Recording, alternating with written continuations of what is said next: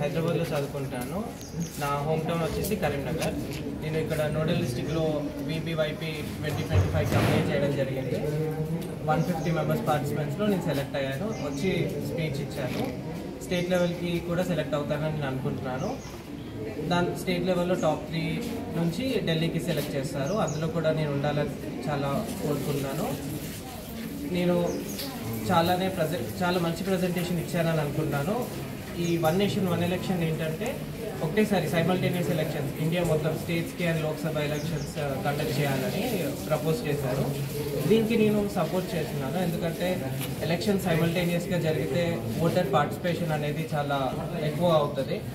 Voter ఎక్కువ interest చూపిస్తారు, engage అవుతారు. ఇప్పుడు నెగ్లిజెన్సీ అనేది ఉండదు జనాలలో. అండ్ నెక్స్ట్ వచ్చేసి రిసోర్స్లో చాలా గవర్నమెంట్ సేవ్ చేసుకుంటుంది, చాలా 1000 crores సేవ్ చేసుకుంటుంది. అండ్ ఇలా స్టేబుల్ గవర్నమెంట్ ఉంటే మనం అదర్ కంట్రీస్కి స్ట్రాంగ్గా కనిపించే ఛాన్స్ ఉంటుంది. అదర్ ఇన్వెస్టర్స్ కానీ గ్లోబల్ పార్ట్నర్షిప్స్ కానీ మన ఇండియాకి వచ్చే ఛాన్స్ చాలా ఉంటుంది.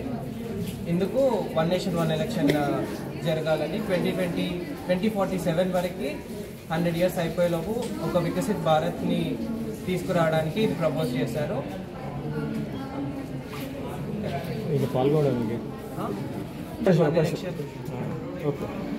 మనకి వన్ నేషన్ వన్ ఎలక్షన్ పెట్టడం ద్వారా చాలా ఛాలెంజెస్ వస్తాయి. బట్ మనకి ఒక ప్రోగ్రెస్ రావాలి అంటే ఆ ఛాలెంజెస్ని మనము దాటుకొని ముందటికి వెళ్తేనే మనం చాలా డెవలప్డ్ కంట్రీలో అయ్యే ఛాన్స్ ఉంటుంది.